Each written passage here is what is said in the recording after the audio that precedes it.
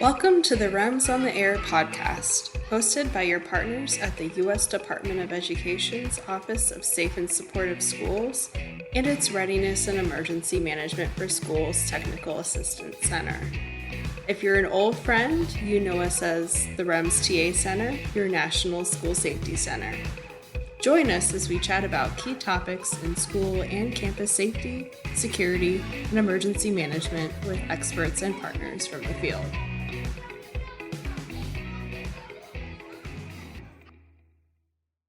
Hello and welcome back.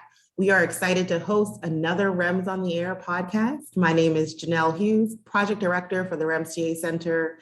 Today, I'm joined by my colleague, Allison Curtis, Director of Information and Product Management. Thanks, Janelle. In today's episode of REMS on the Air, we'll be discussing evacuations in the context of emergency management. It is so important for schools and school districts to create comprehensive evacuation annexes as a part of their emergency operations plans, or EOPs. There are several types of threats and hazards that could potentially prompt activation of the evacuation annex, including natural hazards, active shooter incidents, hazardous materials spills, power failures, and so much more. You are so right, Allison. I am really looking forward to diving into this conversation, and I'm so happy that we also have Sue Graves, a safety coordinator with the Lincoln County School District in Oregon, to join us to discuss this topic. Welcome, Sue. Thank you. It's great to be here too. Well, we are going to have a conversation today about emergency evacuations in the school setting. And I think the first question that I'd like to get started with is, who are the most important school personnel to provide input on evacuation planning? In terms of school personnel, it's really important to have the people that really work in that school, that lead that school, involved in the planning, because they know the flow of things and they know what's worked in the past and what might need to be adjusted. So it could be your school administration. If some of your key office staff help with accounting for personnel once they get out to the assembly areas and accounting for students, that they would be great people to include too. You have some facilities or custodial personnel. They could be great additions to the planning team. They know your building inside and out. Any safety or security personnel from the school or even from the school district, if they are available, could be helpful. And I think it's important to think about your special populations. If you have special ed staff who could be involved, if you have an infant, toddler, or preschool program, they might have some special needs with evacuations that they could provide input on. Any health or medical staff, and then of course your transportation or bus company staff. They would be critical to have, especially when you're thinking about off-campus evacuations. Sue, what about community partners? For your community partners, they are also important to have involved in your evacuation. Those could include your fire department, police department, city or county emergency managers. If you have when we think about evacuations, sometimes we think about fire drills, that kind of thing, but evacuations are so much broader than that. They could include a bomb threat that would require an evacuation, or perhaps a part of the roof that has collapsed due to rain or excessive snow or something. So many reasons that you could have to evacuate. So including others involved when you're thinking about different hazards or threats that your school or district may be susceptible to would be really good. Even your public works department staff from the city or county where you are, because they may be involved in blocking roads so that buses can get through. And so community partners are very critical to have involved in your planning. Absolutely. And we also know that training stakeholders on the plan is an important activity. Do you have any tips on training students and staff on evacuation? Yeah, training is so important. And I think sometimes we get in a rut, in terms of just training students and staff on here's the protocol, here's what we're going to do. And that's really important to learn the protocol and how to evacuate and where to evacuate. But it's equally important to understand the why. Why are we doing this? And the reason why is because as students and staff understand the evacuation and the why of it, it will increase their buy-in and ownership, and it will empower them to really make decisions so that if they're not in their normal environment, maybe they're walking down the hall or they're in the restroom when a fire alarm goes off or when an announcement comes over the public address system about evacuation, the need to evacuate, then they will have that understanding and be able to have really good decision making for evacuating in an appropriate way. So understanding the how and the why is both important. And then I think also practicing at different times of the day, different days of the week, and in different settings. And sometimes it's easy to schedule your evacuation drills, during homeroom or fourth period, each Tuesday, the first Tuesday of each month, that kind of thing, to where it's just an easy thing to do, but it's not great practice then, because then we don't get to use our minds and make decisions about how do we do this in different times of the day or settings. And so it's really good to practice at different times. Thank you so much for mentioning that, Sue, because it really is important to think about all settings and all times when thinking about any of those functional annexes that a school might need to activate. Can you talk a little bit about what schools should look out for when drilling on evacuation? Well, I think they need to think about the different type of evacuations. So sometimes we have to evacuate the whole school. Sometimes we have to just evacuate a classroom, and that can be called a room clear. So if there's a student having a seizure or a medical emergency of some kind, we need to evacuate that classroom to really think about psychological safety of the other students, and we don't want to traumatize them. And so a lot of times when we're thinking about evacuations, we think about physical safety, which is very appropriate, but we also need to think about psychological safety. So how is the blare of the fire alarm going to affect someone or a population who's been through a wildfire and just the trauma that creates? Or do we have students who need a special evacuation plan because the light from those fire alarms can really mess with them, and they need an accommodation for that? Or maybe they need to have a special evacuation plan that would accommodate, an access or functional need. And so we actually have some students in our school district who have an allergy to the cold. And so we have special plans for how are we going to evacuate them and where are we going to quickly bring them so that they can be safe. So we're thinking about psychological safety and physical safety, and then making those special evacuation plans to really meet the needs of the whole school community. So those are some of the tips I would say. Also, you might have some students or staff who have some medications, and we want to make sure that we bring those out with us when we evacuate. And so there's go kits to consider. What all do we need to have in our go kit so that we always evacuate with this go kit? Who's going to evacuate with it? What needs to be in it so that we can really meet the needs of everyone? Great consideration, Sue. It is so important to plan for the needs of the entire school community. A bit earlier, you mentioned off-campus evacuations. And so I'm wondering, what should schools consider when selecting an off-campus evacuation site?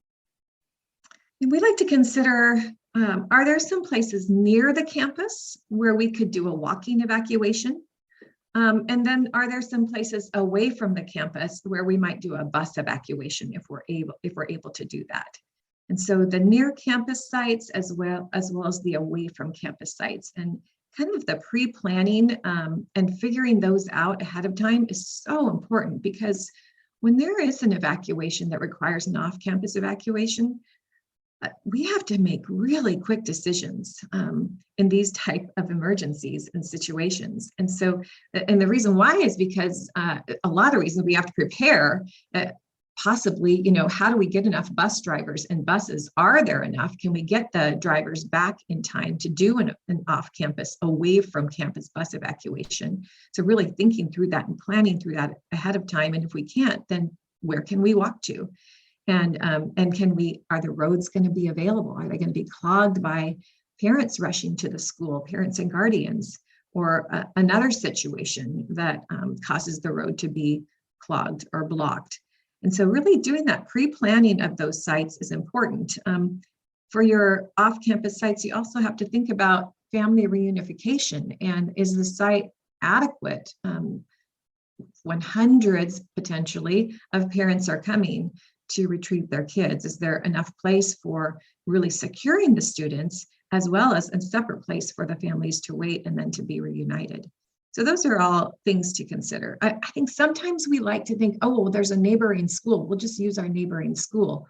And there are situations when that it can be really effective, but there are also situations when if you were to remove one whole population of a school and evacuate to another school, then the parents of the receiving school, they might be worried about what's going on and rush to school also to get their kids, when that was totally unnecessary, and it really complicates the whole reunification process. So really thinking through those pros and cons about where could we do an off-campus evacuation ahead of time. And those are really important things to do. I think the other thing to really think through is, do we want to make those offsite campus evacuation locations known ahead of time? Do we want to pre-publicize them? And, one good reason to really think about not pre-publicizing them is that if it's an active shooter situation or a threat type of situation, even a bomb threat situation, and you're evacuating to an off-campus site, if those are pre-published and there is a bad actor, it could become a secondary target for them, where they know, oh, they're going to take all the students and staff to this church or this community center or this park. I'm also going to do something there. So really think about that ahead of time, but do have written agreements in place with wherever those off-campus sites are, so that you can quickly make those decisions and get things going and into action. You mentioned so many important points just now, Sue. One being the importance of continually developing and refining those memoranda of agreement and understanding, but also just in general, those efforts to continually update the plan, including the evacuation annex. What recommendations would you offer to education agency partners working to refine their evacuation annex?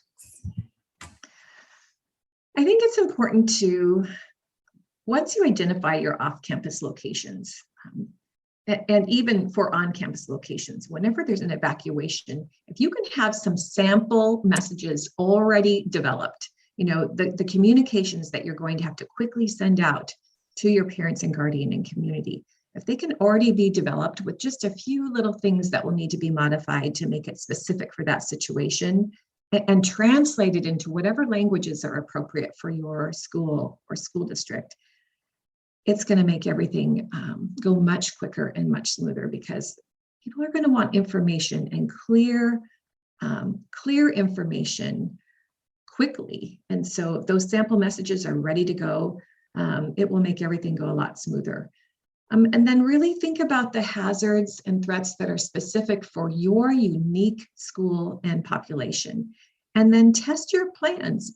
As you're strengthening and working to refine your evacuation plan, test your plans against just one given hazard. You could get everybody, your whole group, around a table and play the what if game and challenge your plans by asking some questions. Like you might say, okay, so if we have to evacuate and we're not sure how long we're going to have to be outside in the assembly area, what are we going to do about basic needs? What if people need to go to the restroom? Or what if it's really cold out? Or what if it's really hot out or raining? How long are we going to keep people out there before we move them to an off-campus site or somewhere else? And so thinking about how we're going to meet basic needs. You might ask other questions about, well, if we do a walking evacuation, how are we going to stop parents and guardians from, trying to retrieve their children while you're walking to the assembly area? Because, parents and guardians, when there's an emergency, we can become papa bears and mama bears. And, we want our kids to be safe. And of course, the school wants our students and staff to be safe too. But how are we going to stop parents from retrieving them in the middle of that walk to the assembly area? What if high school students decide to leave on their own if they have their own car or decide to walk? How are we going to deal with that? Do we have some students in elementary school who typically wander off or run off, and how are we going to corral them and keep them safe also as we're walking to an assembly area? So those are a lot of things that we can really work on to refine our plans. What are we going to do after the evacuation? How do we do a family reunification? How are our communications going to work? And are we expecting support from the district office and from their resources? What is available? How do we access that support? What if multiple schools are having to evacuate at the same time? Can we still get the level of support that we expect? And if not, what are our capabilities to meet those needs? So just really thinking through those hazards and threats that are specific and unique to your particular schools, and then adjusting your plans accordingly. Thank you so much, Sue. And I think you illuminated not only the importance of continually refining an evacuation annex, but also other annexes that you've mentioned, including family reunification, communications and warning, and just highlighting how those cross-cutting functions really relate to each other and the importance of planning for them all. I think another thing that's important to plan for is how are you going to account for all students and staff and visitors when you do get to the assembly area? I know that some of the lessons that we've learned on that is that we used to have paper. We used to have a list on paper of everyone who would sign in, all of the visitors to the school, and when they would come to the office. And then we moved to this electronic system where they sign in online once they get into the school.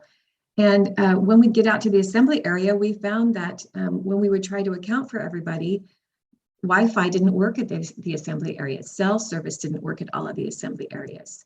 And so we really didn't have access to the information that we needed. We also found that when we would do our family reunifications, when we had evacuated, we wanted to rely on our electronic lists. And again, Wi-Fi and cell challenges prevented that. So we learned that we have to have a printed list in our Go Kit of everyone that we can release students to in an emergency. Parents and guardians, whoever is on their emergency release contact list, they have to be printed. Otherwise, we really weren't able to access that information and release them to the right people. So really figure out what is going to work for you, for how you're going to account for everyone and how you're going to know who you can release them to in a family reunification situation, because those are the kinds of situations where potentially a non-custodial parent or someone wishing to do harm might try to, in the commotion that can often happen in these situations, get to a student that they shouldn't get to. We need to prevent that, really work to prevent that, and being able to have those lists of who we can release them to is really important. Thank you so much for sharing that. I think the information sharing aspect of that is so important, as well as thinking about another emergency management function, accounting for all persons. Are there any other valuable lessons learned that you'd like to share in the context of evacuation? Yeah, another one is that when we do our drills and when we practice, whether it's a school evacuation or a classroom evacuation like a room clear, or if we need to evacuate the playground because of a situation, a dangerous situation out there, and we often call that a reverse evacuation, or a bus evacuation because of something going on the school bus. We just really need to practice in a way and prepare students and staff in a way that they're set up for success, because we want their practice to be right. We want them to do it right. If they practice and they're doing it wrong, and then we wait for another month or so before we do it again, we've just taught them the wrong way to do it. We've kind of help them learn with their muscle memory the wrong way. So we really need to practice. My son's baseball coach always used to say, practice doesn't make perfect. Perfect practice makes perfect. And that really stuck with me because it's true. Because what happens is we do learn this muscle memory. And so then when we're in a high stress situation, we need to overcome those natural stress responses of that fight or freeze or flight. And so however we practice, then our brain goes back to that practice to help us make those decisions and do those responses. So we really want that practice to be well. So if we do a drill at our school and really clearly there were some things that were wrong, we will just redo it right then. We will do a quick correction, a lesson, education, teaching the right way to do it, and then we will just go and do it again. And I know that takes time, but it's just so important that we practice it the right way. That's so true regarding practice. And thank you so much for sharing that very important point and key takeaway. We so appreciate you, Sue, and all that you do. Thank you so much. It's been great being with you today. Great to have you. Thank you so much for tuning in today, listeners. Tweet us using the REMS on the Air hashtag if you are addressing similar topics. If you have any questions related to our discussion today or just want to learn more, please send us your questions via email or call us at 1-855-781-REMS or 7367 to pose any questions that can be featured possibly in future podcast episodes as well. And don't forget that you can also email us at info@remstacenter.org. You can join our mailing list by doing so, where you'll get up-to-date information on webinars, web chats, and other virtual opportunities to learn and share. Access additional REMS on the Air podcast episodes and share this one with your colleagues by visiting the REMS TA Center's podcast page and clicking the share tabs that appear along the left-hand side of your screen. Thank you so much for tuning in.